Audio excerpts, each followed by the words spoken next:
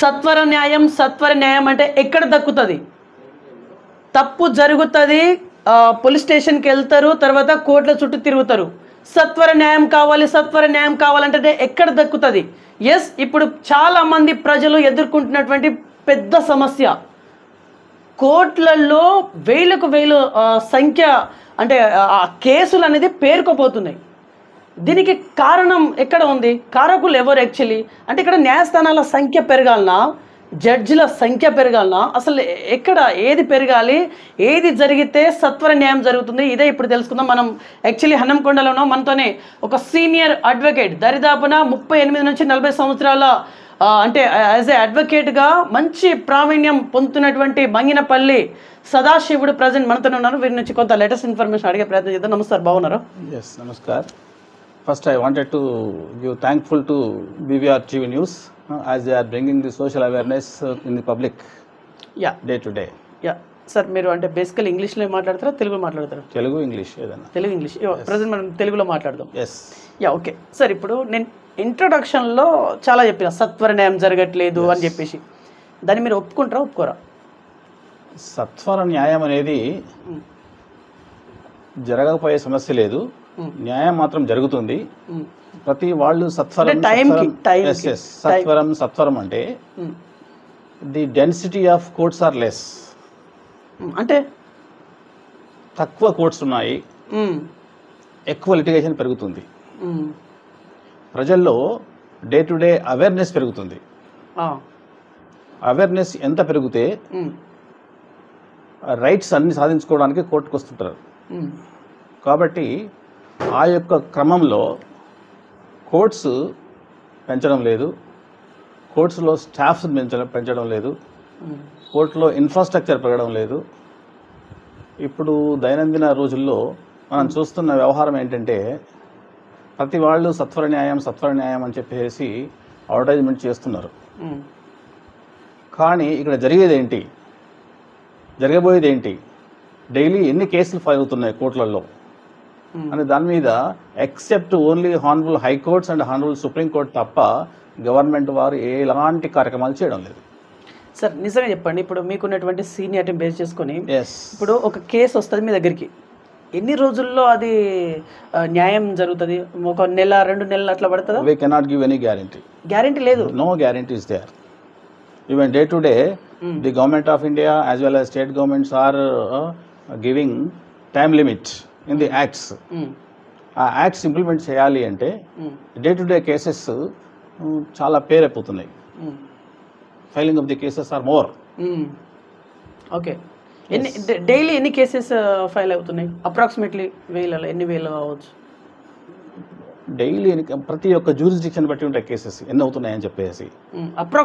Junior civil judge కోర్టులు ఎన్ని అవుతున్నాయి, సీనియర్ సివిల్ జడ్జి కోర్టులు ఎన్ని అవుతున్నాయి, డిస్ట్రిక్ట్ జడ్జెస్ కోర్టులు ఎన్ని అవుతున్నాయి, ఫ్యామిలీ కోర్ట్స్ ఎన్ని అవుతున్నాయి అనేది having different accounts, different statistics. ఎన్ని కోర్టులు ఉన్నాయి sir? Not less then 100 cases are being filed in our districts. 100 cases? Not less than 100 cases. Okay. Minimum. Yes. But at the same ratio, the cases are not being disposed. అయ్యో, మరి దీనికి పరిష్కారం ఏంటంటే, ఒకప్పుడు మేము లా చదువుతున్న రోజుల్లో these things used to discuss in the parliament అప్పుడు అండ్ అసెంబ్లీస్. ఇప్పుడు ఈ రోజుల్లో మేము ఎప్పుడూ చూడలేదు. ఈ విషయంలో only honourable supreme court, honourable high courts in various states వారికి వారుగా త్వరితగతిన ఎలా చేయాలని చెప్పేసి తర్జన భర్జన చేసుకుంటూ ఉన్న జడ్జిలతోని పని చేయిస్తున్నారు. అది ఏమవుతుంది అంటే భారం పెరుగుతుంది. హరీడ్ జస్టిస్ బికమ్ బరీడ్ అంటే అలా కాకూడదు. అలా అయితే ఏమవుతుందంటే, సత్వర న్యాయం అనే విషయంలో న్యాయం స్వత్వరంగా చేయడంలో ఉద్దేశం ఏంటి? Daily cases not less than 200 cases ఉంటున్నాయి ప్రతి కోర్టులో, పిలిచే cases 200 cases, not less than 200 cases ఉంటున్నాయి every day, including all IAS, EPs, OS, civil criminal cases. Call work is taking time not less than 2 hours minimum. Up to 12:30, 1 o'clock వరకు పోతుంది. Okay.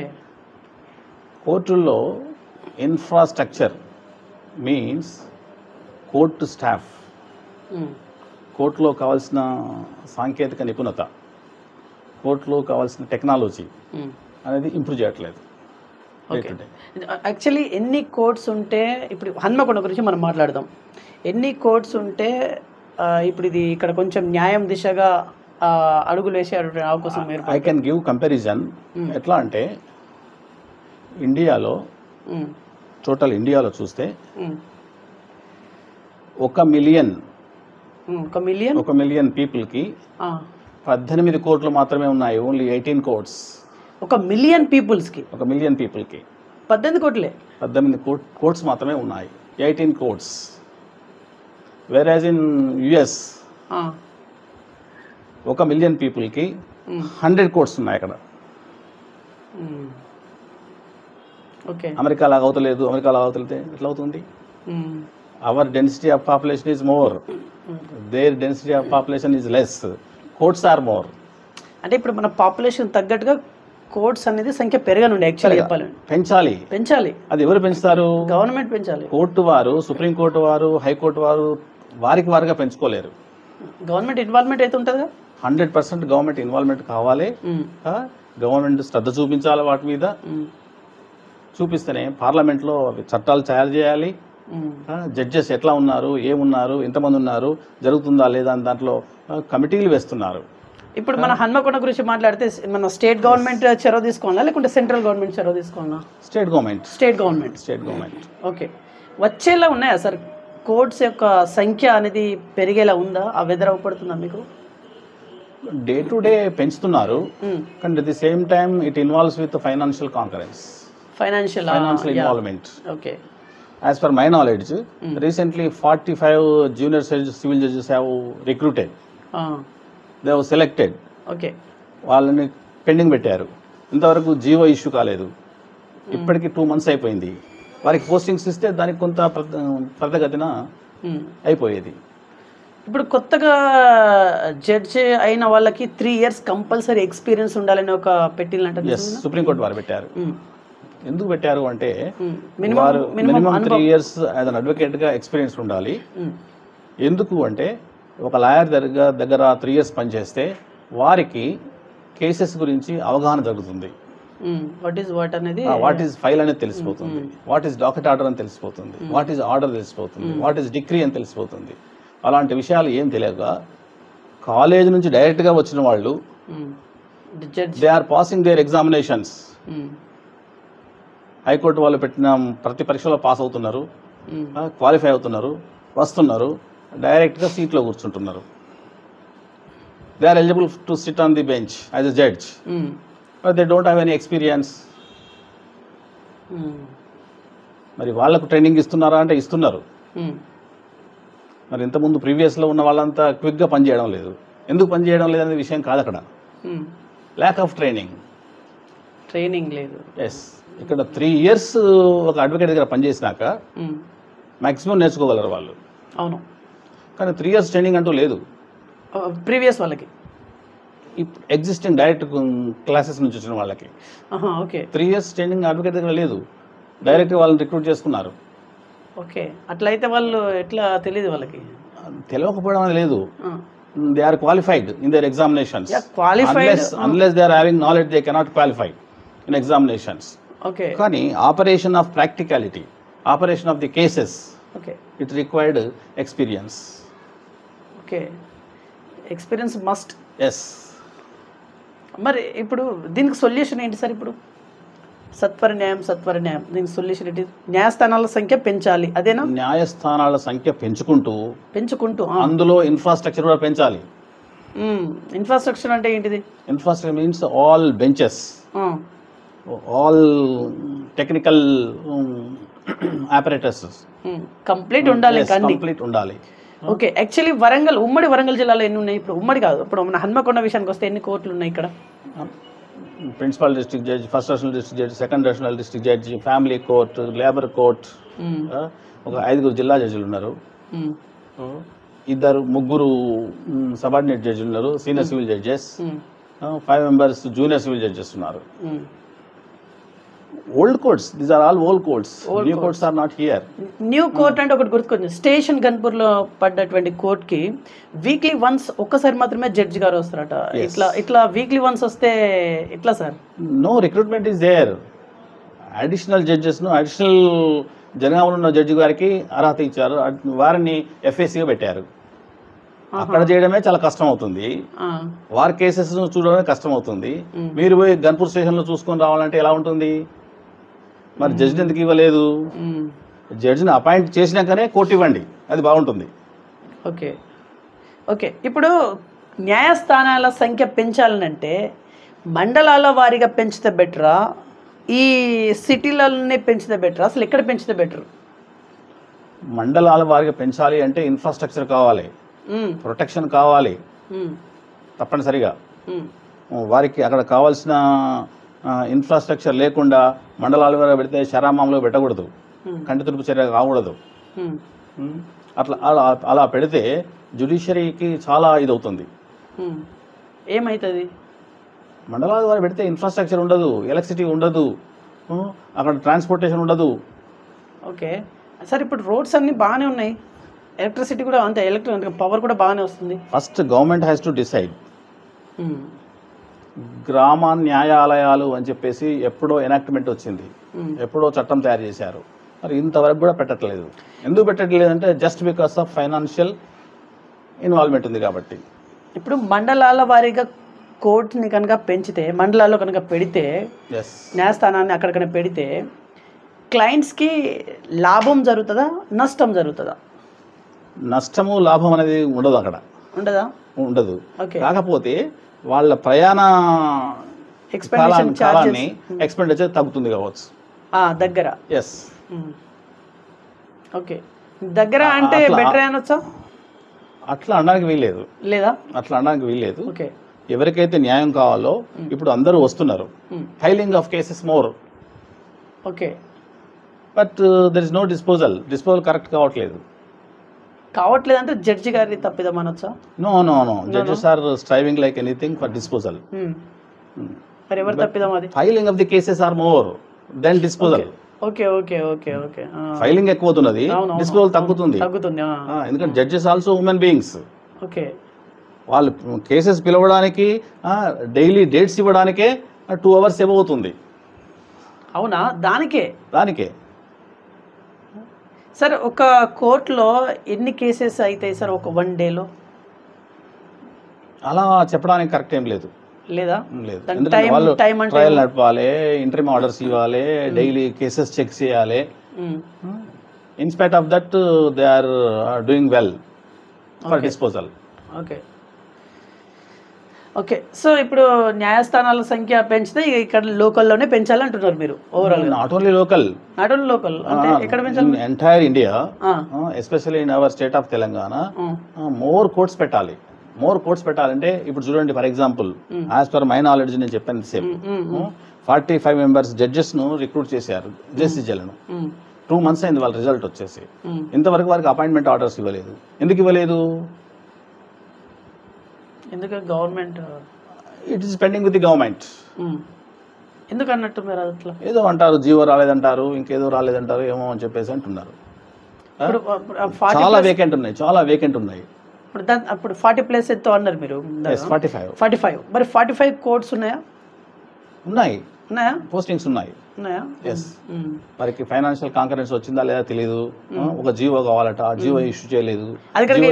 Training పంపిస్తారు. అది కనుక implementation అయితే కేసుల సంఖ్య తగ్గే అవకాశం ఉందా? కొంచెం రిలీఫ్ ఉంటుంది. ఓకే, మీరు పబ్లిక్కి ఏం మెసేజ్ ఇవ్వాలనుకుంటున్నారు? మీ సర్వీస్ మొత్తం మీద 38 or 40 years మీకు సర్వీస్? 38 years. ఓకే, పబ్లిక్కి మీరు ఏం మెసేజ్ ఇవ్వాలనుకుంటున్నారు? పాజిటివ్ క్వశ్చన్ చేసే విధానం నేర్చుకోండి అని చెప్తున్నాను.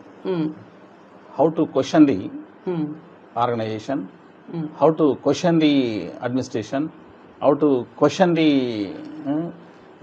All officials first to get the justice. Okay. In positively. Okay.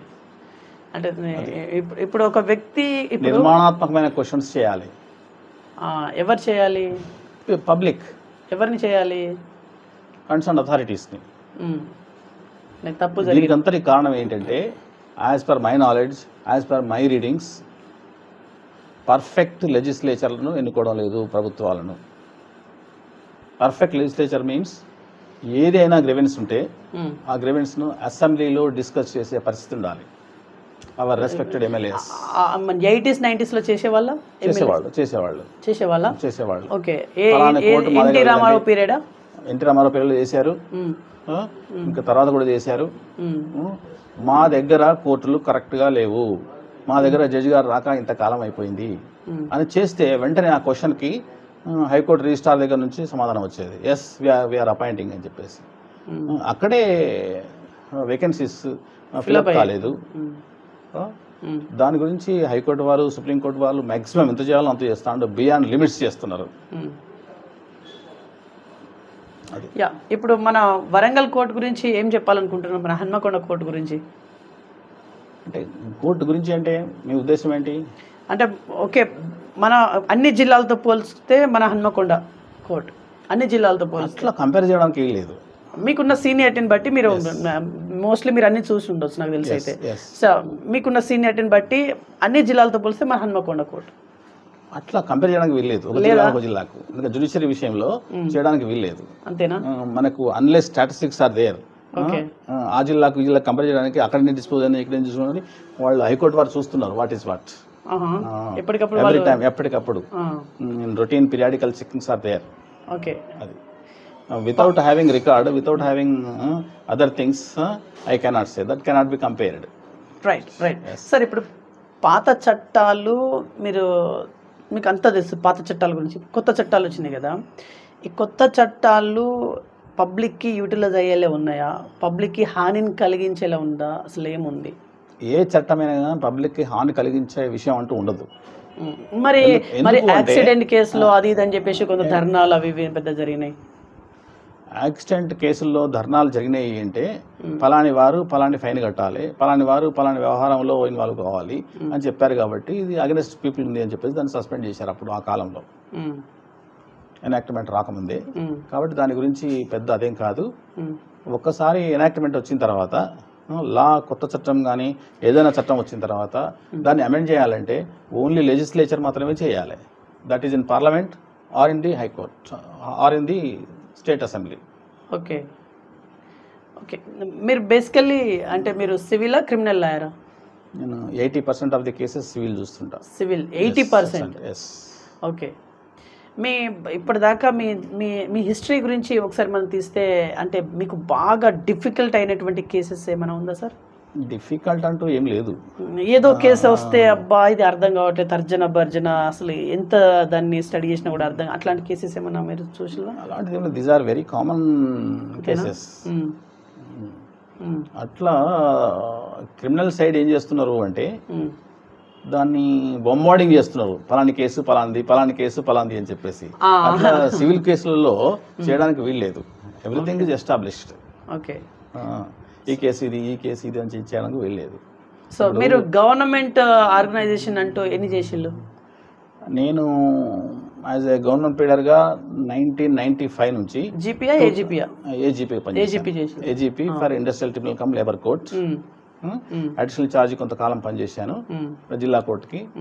95 నుంచి 2002 వరకు పనిచేశాను. 2 టర్మ్స్ పనిచేశాను. 2 టర్మ్స్ యాజ్ ఎ లా ఆఫీసర్గా. అట్లాగే బిఎస్ఎన్ఎల్కు 14 years పనిచేశాను. BSNL as a standing council. 14 years? 14 years. Non stop. Okay. దానికి యాక్చువల్లీ పీరియడ్ ఎన్ని సంవత్సరాలు సార్? పీరియడ్ అంటే ఉండదు. వాళ్ళ దగ్గర కేసులు అంతకాలం పనిచేశాను. కేసులు చాలా నెగ్గాం, రికవరీ కూడా బాగా చేశాం. దేర్ ఇన్స్ ది మ్యాటర్. ఇప్పుడు కేసెస్ కూడా ఏం లేవు అందులో. పబ్లిక్ ఇప్పుడు ఎక్కువగా ఎలాంటి కేసులతోనే వస్తున్నారు మీ దగ్గరికి? ఎట్లాంటి కేసులు ఎక్కువగా వస్తున్నాయి? ఫ్యామిలీ కేసెసా లేకపోతే civil? What day to day family cases are improved. చాలా వస్తున్నాయి ఫ్యామిలీ కేసెస్. అవునా? ఎందుకంటే అవగాహన లేదు. అంటే ఫ్యామిలీ అంటే భార్యాభర్తలదా లేకపోతే కొడుకు భార్యాభర్తల కేసులు, తల్లిదండ్రులను చూడకపోవడం, తల్లిదండ్రులకు గౌరవం ఇవ్వకపోవడం, వారిని మెయింటైన్ చేయకపోవడం, మెయింటెనెన్స్ చేయకపోవడం, ఇలాంటి విషయాల్లో ప్రతిరోజు వస్తున్నాయి. ఇక మన దగ్గర ఫ్యామిలీ కోర్టు జడ్జి గారు లేక దాదాపు మోర్ దెన్ 6 months అయిపోయింది. అయ్యో ఎందుకు సార్ అట్లా? మరి అట్లయితే కేసులు మరి they are having their own wisdom to go on leave. అప్పటి నుంచి ఇంతవరకు అపాయింట్మెంట్ చేయలేదు. 6 months, మోర్ దెన్ 6 months అయిపోయింది. మరి ఇప్పుడు ఎవరు చూస్తారు సార్ అట్లా? Additional judges. కంప్లైంట్ చేయవచ్చా సార్? కంప్లైంట్ చేయవచ్చా? ఎవరికి చేయాలి? కంప్లైంట్ చేయాలనుకుంటే ఒక సాధారణ హైకోర్టు వారికి చేస్తే హైకోర్టు వారు కూడా ఏమంటున్నారు అంటే మా దగ్గర హ్యాండ్స్ లేవు, మా దగ్గర పోస్ట్ లేవు అని వారు మ్యాక్సిమం ప్రయత్నాలు చేసి వారు ఏం చేస్తున్నారంటే అడిషనల్ ఛార్జ్ ఇస్తున్నారు. ఇక్కడ మా దగ్గర లేబర్ కోర్టులో జడ్జి గారు లేక మోర్ దెన్ 3.5 years అయిపోయింది. ఇప్పుడు ఎవరికి కంప్లైంట్ చేయాలి సార్? మరి ఒక సామాన్య పౌరుడు ఈ వీడియో చూసిండు, ఆయన కంప్లైంట్ చేయాలనుకుంటాడు, ఎట్లా చేయాలి? ఎవరికి చేయాలి? అసలు ఏంటిది? గవర్నమెంట్కే చేయాలి. ఎట్లా? Our legislatures are there. మన కన్సర్న్ ఎమ్మెల్యేస్ ఉన్నారు. ఈ హైకోర్టు వరకు కానివ్వండి, ప్లస్ జిల్లా కోర్టుల వరకు కానివ్వండి, మన ఈ యొక్క జూనియర్ సివిల్ కోర్టులు కానివ్వండి, వారి జ్యూరిడిక్షన్లో కోర్టులు ఎందుకు పనిచేయట్లేదు? That can be question in the state assembly. Okay, మాకు జడ్జిని ఇవ్వండి, చాలా కాలమైంది న్యాయం జరగడం లేదని ఒక్కరు అడగట్లేదండి. అడగట్లేరు అసలు, వాళ్ళకి తెలియట్లేదు. కోఆపరేటివ్ ట్రిబ్యునల్ ఉంది, కోఆపరేటివ్ ట్రిబ్యునల్. ఆ కోఆపరేటివ్ ట్రిబ్యునల్లో మెంబర్స్ లేరు. ఇప్పుడు సరే, ఇప్పుడు మీరేం చేస్తున్నట్టు? మీలాంటి పెద్దలు ఏం చేస్తున్నట్టు? మరి వీఆర్ ఓన్లీ అడ్వకేట్స్. అంతేనా? Advocates. We can do bar association ఏం చేస్తుంది? Bar association maximum they are giving their own representations to the Honorable High Court. Okay, ఇస్తుంది. Honorable High Court వారు కూడా ఏం చేయలేరు. వారు వాళ్ళు అడిషనల్ చార్జెస్ ఇస్తున్నారు. చార్జ్. ఓకే, పక్క జడ్జి గారు మీరు చూడండి అంటే ఎట్లుంటది? వారి కేసులే మస్తున్నాయి. అవును, వారు చూడగలరా? ఓకే, కరెక్టే, అది కూడా పాయింటే. అది సో ఇక్కడ ఇప్పుడు ఒకటే చెప్పండి సార్, హన్మకొండలో ఇంకా ఎన్ని కోర్ట్స్ ఇంకా వస్తే బెటర్? ఇంకా ఎన్ని? 10 రావాలా, 20 రావాలా? అసలు ఎన్ని రావాలి? అట్లా ఎన్ని రావాలని లేదు. మాక్సిమం మీ సర్వీస్ ని మొత్తం కూడగట్టి, మీ అనుభవాన్ని కూడగట్టి ఒక మాట చెప్పండి. హన్మకొండ డిస్టిక్ లో ఎన్ని మండలాలు ఉన్నాయో అన్ని మండలాలకి కోర్ట్స్ ఉండాలి. ఫస్ట్ మండలాలకి ఉండాలి. పాసిబుల్ అవుతుందా సార్? ఇది పాసిబుల్ అవుతుందా? Otherwise justice cannot be done. మళ్ళీ ఎట్లయితే ఇట్లా అవుతుందా? ఓకే, ఇన్ టైం అంటారు. ఇన్ టైం ఎక్కడిది? ఇక సత్వరం ఉండదు ఇక. ఓకే, మండలాల వారిగా ఉంటే కరెక్ట్ ఇన్ టైంకి వచ్చేస్తుందా కేసు? ఇన్ టైం రావడానికి వీల్లేదు, ఇన్ టైం చెప్పడానికి వీల్లేదు. ఉంటే సత్వర న్యాయం అనేది కాదు. అక్కడ మనకు టైం కన్జ్యూమ్ అవుతుంది. క్లయింట్స్కి కానివ్వండి, ఎవరికి కానివ్వండి, అడ్వకేట్ని కలవడం కానివ్వండి, కోర్టుకు పోవడం కానివ్వండి, రకరకాల ప్రాబ్లమ్స్ ఉంటాయి. కాబట్టి తొందరగా అయిపోయి సమస్య ఉండదు. నువ్వు హనంకొండకు వచ్చి ఫైల్ చేసినాక అదే ఉంటుంది, పోయి ఆత్మకూరు మండలంలో ఫైల్ చేసినాక అదే ఉంటుంది. డిఫరెన్స్ ఏమి ఉండదు. కానీ కాకపోతే టైం సేవ్. ప్రొసీజర్ ఒకటే కాకపోతే ఆయన దగ్గర తహసీల్దారులు పెట్టారు, పోలీస్ స్టేషన్లు పెట్టారు, మరి కోర్టులు ఎందుకు పెట్టరు? కోర్టులు పెట్టాలిగా. మండలాల వారి వై రీఆర్గనైజేషన్ ఆఫ్ డిస్ట్రిక్ట్స్ అని చేశారు. మొత్తం మన దగ్గర ఉన్న తెలంగాణ గవర్నమెంట్ వచ్చిన తర్వాత 33 డిస్ట్రిక్ట్స్ చేశారు. ఆ 33 డిస్ట్రిక్ట్ చేసినాక 33 డిస్ట్రిక్ట్ కోర్ట్స్ని పెట్టారు. పెట్టిన తర్వాత ఉన్న పోస్టులు పెంచారు తప్పదే ఉన్న పోస్టులను పెంచలేదు ఇంకా. ఓకే, మండలాల అంటే ఇట్లా సార్, మండలానికి ఒకటి అంటే కుదరకపోవచ్చు, 2 మండలానికి ఒకటి అయితే ఒక సెట్ అవుద్దా? ఫస్ట్ డిస్ట్రిక్ట్ జ్యుడిషియల్ని స్ట్రెంథెన్ చేయాలి. ఇంతవరకు ఓల్డ్ యునైటెడ్ జిల్లా ఎన్నైతే ఉన్నాయో అంతమంది మాత్రమే జడ్జిలు ఉన్నారు. ఉమ్మడి జిల్లాలో జడ్జిలు మాత్రమే ఉన్నారు. ఇప్పుడు వాళ్ళందరినీ డిస్ట్రిబ్యూట్ చేశారు. ఈ జిల్లాకి ఇంతమంది, ఈ జిల్లాకి ఇంతమంది, ఈ జిల్లాకి ఇంతమంది అని చెప్పేసి. లేవు, కొత్త వాళ్ళని అపాయింట్ చేయలేదు. 10 సంవత్సరాల నుంచి చేయలేదు. అప్పటి నుంచి ఇప్పటి వరకు ఏదో ఒక తెలంగాణ వచ్చి 11 సంవత్సరాలు అయితే 11 సంవత్సరాలు జిల్లా జడ్జిని చేయలేదు. ఇంతవరకు కొత్త జిల్లా జడ్జిలు రాలేదు. ఓన్లీ జూనియర్ సివిల్ జడ్జిని చేశారు. అక్కడక్కడ సీనియర్ సివిల్ జడ్జిని పోస్టులు ఇచ్చారు. Kept vacant. మరి దీన్ని క్వశ్చన్ చేసేది ఎవరు సార్? లెజిస్లేచర్ చేయాలి. లెజిస్లేచర్ ఓకే, నేషనల్ లెవెల్లో పార్లమెంట్లో చేయాలి. స్టేట్ లెవెల్లో మన రెస్పెక్టెడ్ ఆనరబుల్ ఎమ్మెల్యేస్ చేయాలి. ఇంతవరకు అది హైకోర్టు అసెంబ్లీలో మాట్లాడే అంటే దాఖలాలు ఇప్పుడు లేవు. మీలాంటి సీనియర్ ఉన్నటువంటి అడ్వకేట్స్ ఒక 10 మంది ఇక్కడ స్థానిక ఎమ్మెల్యే గారిని అప్రోచ్ అయ్యిల్లా ఒక వినతి దట్ పత్రం. Question does not arise. మ్మ్. ఎందుకంటే వారికి స్టాటిస్టిక్స్ తీసుకుందామని లేదు. అవునా? ఓకే. ఇప్పుడు లెజిస్లేచర్ మంచి లెజిస్లేచర్ ఎందుకు కావాలంటున్నాం మనం? క్వశ్చన్ చేయాలి. Yeah, questioning. నా యొక్క నియోజకవర్గంలో ఇన్ని కోర్టులు ఉన్నాయి, ఇన్ని కోర్టులో ఇంతమంది జడ్జిలు లేరు, త్వరగా పోస్టింగ్స్ ఇవ్వండి అని అసెంబ్లీలో మాట్లాడితే అవును. హైకోర్టు వాళ్ళు చెప్తారు. ఆయన మాట్లాడితే మీరు చెప్పాలి కదా ఆయనకి, మీలాంటి 10 మంది చెప్పాలి కదా. మేము మా యొక్క బార్ అసోసియేషన్ ప్రెసిడెంట్, మా యొక్క బార్ కౌన్సిల్ వాళ్ళు మ్యాక్సిమం ఎంత చేయాలో అంత చేస్తున్నారంటే చెప్పిల్లా చెప్తున్నారు, రిప్రజెంటేషన్స్ ఇస్తున్నారు, ఎప్పటికి ఇస్తున్నారు. వాళ్ళు ఇప్పుడు ఆయన అసెంబ్లీలో గలానిప్పాలి, ఎస్ అసెంబ్లీలో చెప్పాలి. Actually assembly is the supreme to get the solution. ఎందుకు చెప్పట్లేదు అంటూ కావాలని. హైకోర్టు వాళ్ళు కూడా మేము ఏం చెప్తారు, మాకు ఫండ్స్ లేవని వాళ్ళు అన్నారు, మాకు రిక్రూట్మెంట్ లేదన్నారు, మాకు జడ్జెస్ను అది చేసినప్పుడు ఫండ్స్ రావట్లేదు అని చెప్పి అంటున్నారు వాళ్ళు. ప్రతి ఒక్కటి ఇన్వాల్వ్మెంట్ విత్ ఫండ్స్, అన్ని including with funds. Yes. Okay, ఓవరాల్గా ఇప్పుడు ఫైనల్లీ ఏం చెప్పి ముగించాలనుకుంటున్నారు మీరు పబ్లిక్కి కానీ ఎవరికైనా సరే? ఫైనల్లీ ఈ సత్వర న్యాయం అనే ఒక పదం, ఈ పదం గురించి మీరు ఏం చెప్పి ముగించాలనుకుంటారు ఫైనల్లీ? సత్వర న్యాయం అనేది సాధ్యమే. సాధ్యమా? ఎప్పుడు సాధ్యమవుతుంది? అందరికీ క్వాసీ జ్యుడిషియల్ ఆఫీసర్స్ ఉన్నారు. క్వాసీ జ్యుడిషియల్ ఆఫీసర్ అంటే ఇప్పుడు కొత్తగా వచ్చిన యాక్ట్ ఉంది, భూభారతి.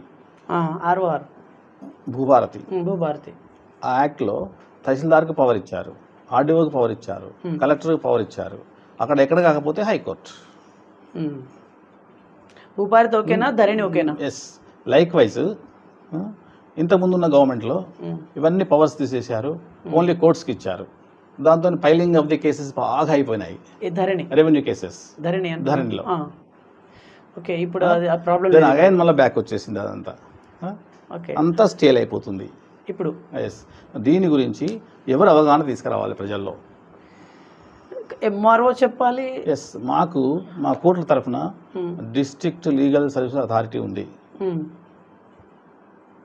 ఆ అథారిటీ కూడా వారు ఎంత చేయాలో అంత చేస్తున్నారు. అక్కడ ఇన్ఫ్రాస్ట్రక్చర్ ఉండదు. అవునా? అక్కడ నీకు ఇన్ఫ్రాస్ట్రక్చర్ మీన్స్ మ్యాన్ పవర్ లేదు. ఇప్పుడు ఒకటి మలేరియా ఫీవర్ వస్తుంది, దీనికి ఏం చేయాలి ప్రివెంటివ్ మెజర్స్ అన్నీ చెప్తారు హెల్త్ డిపార్ట్మెంట్ వాళ్ళు, గవర్నమెంట్ వాళ్ళు. ఇప్పుడు ఈ రోజుల్లో కానీ వెనకటి రోజుల్లో కానీ మీరు ఈ తప్పులు చేయొద్దు, ఈ వ్యవస్థ చేయొద్దు, ఇది చేస్తే ఇది శిక్ష పడుతుంది, ఇది చేస్తే ఇది శిక్ష పడుతుందని ఎవరైనా చెప్తున్నారా గవర్నమెంట్ ఆర్గనైజేషన్లో? లేదు. ఇది చేస్తే ఇది పడుతుంది అయితే చెప్పట్లేదు. ఇప్పుడు అశ్లీలమైన వ్యవహారం చేస్తున్నారు, ఎన్నో మహిళల మీద అకృత్యాలు జరుగుతున్నాయి, ప్రతిరోజు మనం పేపర్లో చూస్తున్నాం. ఆ విషయాల గురించి ఎవరైనా అవేర్నెస్ తీసుకొస్తున్నారా ప్రజల్లో? లేదు, మనం చూస్తున్నాము, కేసులు పెడుతున్నాము, అరెస్టులు చేస్తున్నాము, జైల్లో పెడుతున్నాము, శిక్షలు వేస్తున్నాము. శిక్ష వేయడమే దాని యొక్క అల్టిమేట్ కాదు, అవేర్నెస్ తీసుకురావాలి. గవర్నమెంటే government can do everything. Awareness అంటే ఎట్లా తీసుకురావాలి? ఒక వీడియో రూపంలోనా? ప్రజల్లో అవేర్నెస్ అంటే ఏంటి? చైతన్యం తీసుకురావాలి. చైతన్యం అంటే ఏంటిది? ఇప్పుడు సీనియర్ సిటిజన్స్ యాక్ట్ వచ్చింది. సీనియర్ సిటిజన్స్ యాక్ట్ వచ్చింది అంటే అది అడ్వకేట్లకు మాత్రమే తెలుసు, అందరికి తెలియదు. అది ఆర్డీఓ గారికి అధికారం ఇచ్చారు. మీరు అమ్మా నాన్నలను జాదండి, అమ్మా నాన్నల ఆస్తులు తినకండి, మీకు ఇచ్చిన ఆస్తులు మళ్ళీ తీసుకోబడతాయి, అది క్యాన్సిల్ చేయబడతాయి అనేది ఎవరు చేయాలి? ఇది గవర్నమెంట్ చేయాలి త్రూ ఆర్గనైజేషన్. బై వీడియో రూపమా? What is one government decide from all infrastructure, from all media. మేము ప్రతిరోజు చూస్తున్న గవర్నమెంట్ వైఫల్యం ఉంది. వైఫల్యము అంటే గవర్నమెంట్ చేసే పనులన్నీ ప్రతి నిత్యం ఏమవుతున్నాయంటే వాళ్ళు పేపర్ చూస్తున్నారు, క్వశ్చన్ చేస్తున్నారు అసెంబ్లీలో. అవును, పేపర్ ఇస్తున్నా క్వశ్చన్ ఆన్సర్ క్వశ్చన్ చేస్తున్నా కరెక్టే. అక్కడ నీకు ఓన్లీ స్పొరాడిక్ యాక్టివిటీస్ మాత్రమే డిస్కస్ చేయబడుతున్నాయి. టోటల్ టైం అంతా వేస్ట్ చేస్తున్నారు యాజ్ పర్ మై నాలెడ్జ్ అసెంబ్లీలో. మళ్ళీ నీ పర్మనెంట్గా ఏం చేయాలనో ఆ యాక్టివిటీస్ అన్నీ కుంటుపడిపోతున్నాయి. సొల్యూషన్ దిశగా అయితే అడుగులు రావట్లేదు అలా. ఎస్. చైతన్యం ఇప్పుడు ఎవరికి రావాలంటున్నారు? ఎమ్మెల్యేలకు రావాలి. నేను అట్లా డైరెక్ట్ అనడానికి వీల్లేదు. ఓకే, విషయం ఏంటంటే ప్రజల్లో ఆ యొక్క అవేర్నెస్ రావాలి. ప్రజల్లో అవేర్నెస్ తీసుకొస్తే ఆటోమేటిక్గా ప్రజలే వారి నియోజకవర్గాలకు వారు వస్తే ఎమ్మెల్యేలు కానివ్వండి, పబ్లిక్ రిప్రజెంటేటివ్స్ కానీ వస్తే వాళ్ళని ప్రజలే క్వశ్చన్ చేస్తారు. ఫస్ట్ పీపుల్ అవేర్నెస్ తీసుకురావాలి. పీపుల్ అవేర్నెస్ అంటే ఏంటి ఈ రోజుల్లో? మా ఇక్కడ అన్యాయం జరిగేది ఏంటంటే, నేను సదాశివుడు చెప్తున్నాను, ప్రొహిబిషన్ అండ్ ఎక్సైజ్ అని పెట్టారు. ఎన్టీ రామారావు గవర్నమెంట్లో ప్రొహిబిషన్ అండ్ ఎక్సైజ్ అని ఆయన టోటల్ ఎక్సైజ్ అబాలిష్ చేశాడు. టోటల్ ప్రొహిబిషన్ చేశాడు. తర్వాత వచ్చిన గవర్నమెంట్ ప్రొహిబిషన్ అండ్ ఎక్సైజ్ అని పెట్టారు. పెట్టేసి ఏం చేశారు అంటే, ఈ మద్యపానము డే టు డే అవేర్నెస్ తీసుకొచ్చి తక్కువ చేయాలి. అప్పటి నుంచి ఇప్పుడు స్టాటిస్టిక్స్ చూడండి. మరి ఆ డిపార్ట్మెంట్ ప్రొహిబిషన్ అనేది పెట్టారు. ప్రొహిబిషన్ అంటే ఏంటిది? లిక్కర్కి సంబంధించిన డిపార్ట్మెంట్. దాన్ని ప్రొహిబిట్ చేయాలి డే టు డే. మరి దాన్ని ఇప్పుడు ఎక్సైజ్ డెవలప్మెంట్ డిపార్ట్మెంట్ అయిపోయింది డే టు డే. ఇప్పుడు ఎక్సైజ్ లేకపోతే గవర్నమెంట్ నడతాం లేవు. అది తప్పు. అది గవర్నమెంట్ ఎప్పుడైనా కానీ welfare government, not business government. ఇప్పుడు అదే ఉంది. మరి చాలా మంది ఏం చెప్తున్నారంటే, ఎక్సైజ్తోనే గవర్నమెంట్ బతుకుతుంది, ఎక్సైజ్తోనే గవర్నమెంట్ జీతాలు వస్తున్నాయి అంటున్నారు. It's not the criteria. దాంట్లో ఏంటిదంటే, ఇట్స్ ఎ వెల్ఫేర్ గవర్నమెంట్. ప్రజల కోసం ఉంది గవర్నమెంట్. ప్రజల చేత, ప్రజల వలన, ప్రజల కోసం. అది బుక్కులలో ఉంది కానీ ఇప్పుడు ఇదైతే నిజం సార్. ఎక్సైజ్ వల్లనే గవర్నమెంట్ బతుకుతాంది అనేది అక్షర సత్యం. తప్పు. అది అలాంటి పరిస్థితి రాకూడదు కానీ అది అలా వచ్చింది, నడుస్తుంది. రాకూడదు అది. ఇప్పుడు చూసి నువ్వు అన్ని గవర్నమెంట్ వెల్ఫేర్ స్కీమ్స్ అని పెట్టావు, అన్ని ఆల్ ఫ్రీ పెట్టావు. నీకు విలేజ్లలో అవేర్నెస్ లేదు, సిటీలో అవేర్నెస్ లేదు. మత్తు పానీయాలు తీసుకొని, మత్తు మందులు తీసుకొని ఎన్నో మర్డర్స్ జరుగుతున్నాయి, ఎన్నో రేపులు జరుగుతున్నాయి. వాటిని కాదు అని అవేర్నెస్ ఎవరు తీసుకొస్తున్నారు? చేయకూడదని ఎవరు తీసుకొస్తాను లేదు కదా. డే టు డే షాప్స్ ఎక్కువవుతున్నాయి, డే టు డే బెల్ట్ షాపులు ఎక్కువవుతున్నాయి, డే టు డే వ్యవహారం ఎక్కువవుతున్నది. వద్దని ఎవరు అంటున్నారా? ఎవరు అనట్లేదు. ఎందుకు? వై? గవర్నమెంట్ ఎంకరేజ్మెంట్ చేస్తుంది కదా. గవర్నమెంట్ ఎంకరేజ్ చేస్తుంది. ఇప్పుడు వీళ్ళకి ఇప్పుడు బెల్ట్ షాపులు పెడతాలంటే గవర్నమెంట్ ఇన్వాల్వ్మెంట్ లేకుండా ఆయన పెట్టాడు కదా. That question does not arise. ఎందుకు ఇంక్రీజ్ చేస్తున్నారు వాటిని? మరి గుజరాత్లో టోటల్ ప్రొహిబిషన్ ఉన్నది, గవర్నమెంట్ నడుస్తుంది. ఓకే, ఎలా నడుస్తుంది? ఎగ్జాంపుల్ అక్కడ తీసుకుందాం. మన సైడ్ ఏపీ అండ్ తెలంగాణలో మాత్రం ఎక్సైజ్ మీదనే రెండు రాష్ట్రాలు బతుకుతారు. లేదు, మీరు టోటల్ ప్రొహిబిషన్ చేసి చూడండి. సాధ్యమవుతుందా సార్ ఇది? ఒక ఎన్టీ రామారావు అంటే ఆయన మహానుభావుడు, ఆయన కారణ జన్ముడు. ఒక కారణం కోసం వచ్చిండు, వెళ్ళిపోయిండు. మళ్ళీ అగైన్ ఇట్ ఈస్ స్టార్టెడ్. మీరు అంటున్నారు కదా గవర్నమెంట్ ఎక్సైజ్ లేకపోతే బతకలేదు అని చెప్పేసి. ఇప్పుడు అదే నడుస్తాను సార్, నేను చెప్పేది కదా మాట. ఇప్పుడు అదే నడుస్తుంది. నో, మీరు మీడియా ద్వారా తెలియజెప్పాలి ప్రజలకు. మీ మీడియా వారు అవేర్నెస్ తీసుకురావాలి, ఇవన్నీ అవసరమా అని చెప్పేసి. ఇప్పుడు మీరు చూడండి, గవర్నమెంట్ సార్ ఇప్పుడు గవర్నమెంట్ చూడండి, ప్రతి విలేజ్లో ఒక లైబ్రరీ పెట్టండి, ప్రతి విలేజ్లో ఒక జిమ్ పెట్టండి. ఇది పెడితే ఆ యూత్ కూడా కొంచెం నాలెడ్జ్ ఉన్న వాళ్ళు లైబ్రరీకి పోతారు, ఉదయం సాయంకాలం జిమ్కి పోతారు. ఒక 100 మంది ఉంటే ఆ 100 మందిలో కనీసం 10 మంది పోయినా కానీ అది పాజిటివ్ డెవలప్మెంట్ అంటారు. ఎక్కడ లేవండి అలాంటి, ఎక్కడ లేవండి. మేము మా చిన్నప్పుడు చూసినాం గ్రంథాలయాలు విలేజ్లలో. ఇప్పుడు ఆ గ్రంథాలయాలు వేరే.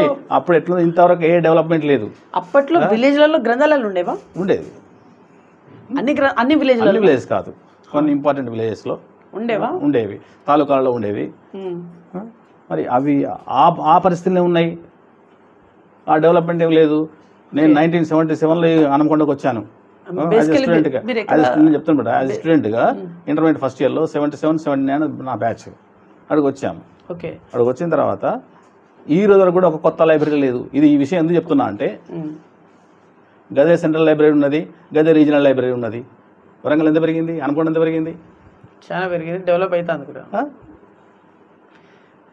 ఇది కరెక్టే. మరి దీన్ని మీలాంటి వాళ్ళే అడగాలి. ఇది నేను ఎందుకు చెప్తున్నా అంటే అవేర్నెస్ తీసుకురావాలి ప్రజల్లో.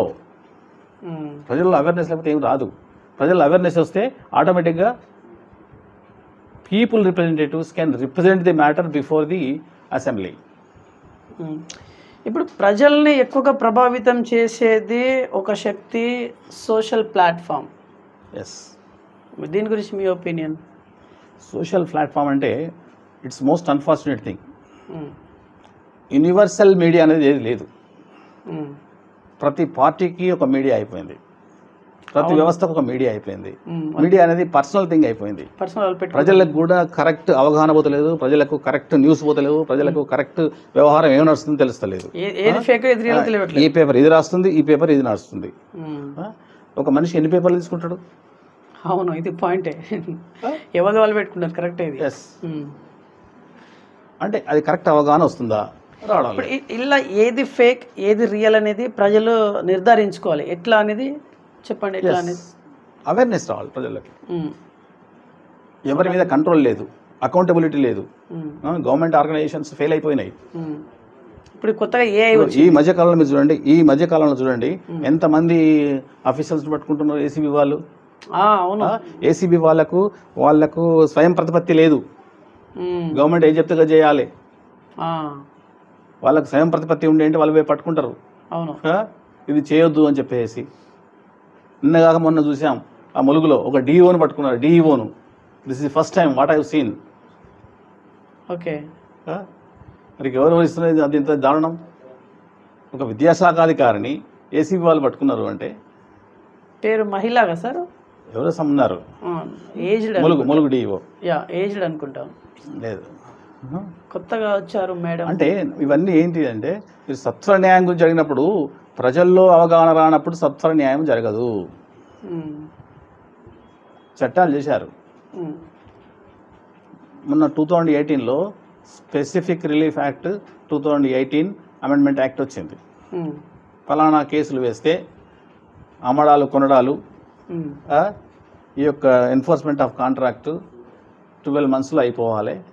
కాకపోతే ఇంకొక 6 months ఎన్హాన్స్ చేసుకోవచ్చు, 18 monthsలో అయిపోవాలన్నారు. మోర్ దెన్ 10 years నడుస్తున్న కేసులు ఉన్నాయి, నా దగ్గరే ఉన్నాయి. 10 years? ఎస్.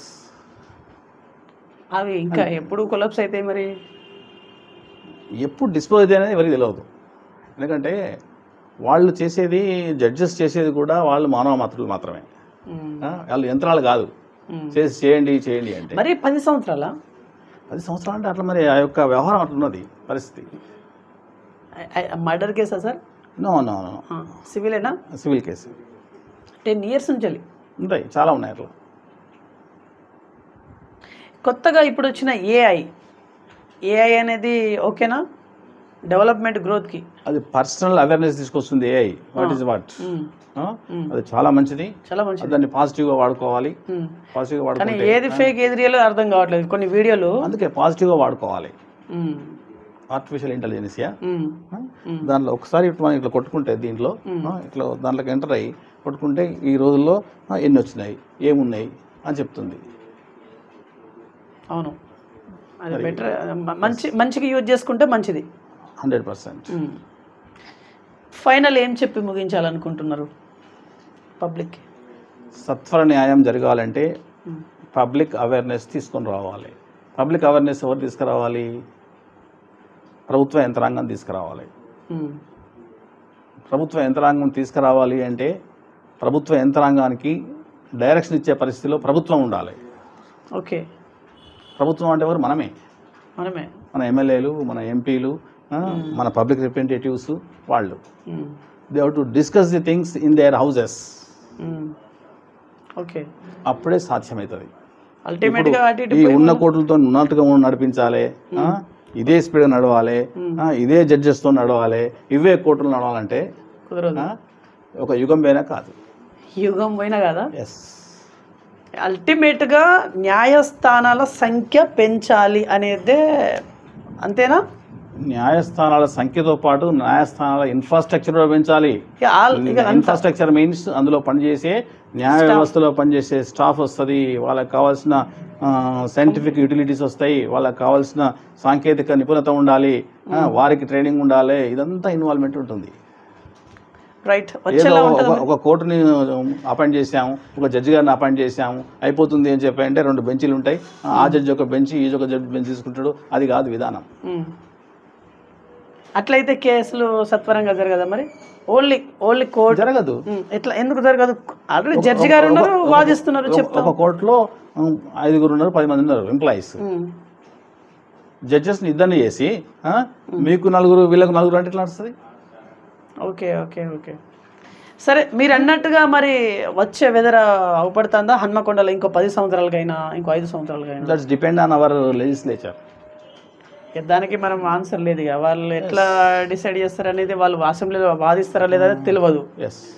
దానికి మేము కూడా కాదు, through discussions it will come out. మరి వాళ్ళు వస్తున్నారా, డిస్కస్ చేయడానికి వస్తున్నారా? ఈ రోజు వరకు నేను పేపర్లో కానీ ఎక్కడ చూడలేదు. నేను కూడా న్యాయశాఖ మార్చులు హైకోర్టు దగ్గరికి వెళ్ళి మా ద్వారా మీకేం కావాలి అడిగిన దాఖలాలు లేవు. హైకోర్టు వారు రాస్తుంటారు, మేము జడ్జెస్ని అపాయింట్ చేసినాము, జీవో పాస్ చేయండి, మేము జడ్జిని అపాయింట్ చేసినాము, మాకు డబ్బులు ఇవ్వండి, మాకు ఫైనాన్స్ ఇవ్వండి అని చెప్పేసి. ఈ వ్యవస్థ ఎక్కడదండి? సరే, ఇప్పుడు ఏది ఏమైనప్పటికీ న్యాయస్థానాల సంఖ్యతో పాటుగా కంప్లీట్ అక్కడ ఉండేటువంటి స్టాఫ్ మొత్తం పెంచితే గానీ దీనికి సొల్యూషన్ ఉండదు అంటున్నారు, అంతేనా? రైట్. సో ఇది వాళ్ళ ఇన్ఫర్మేషన్. చూస్తున్నాను BVR TV news. Until then bye, take care. Thank you, BVR TV.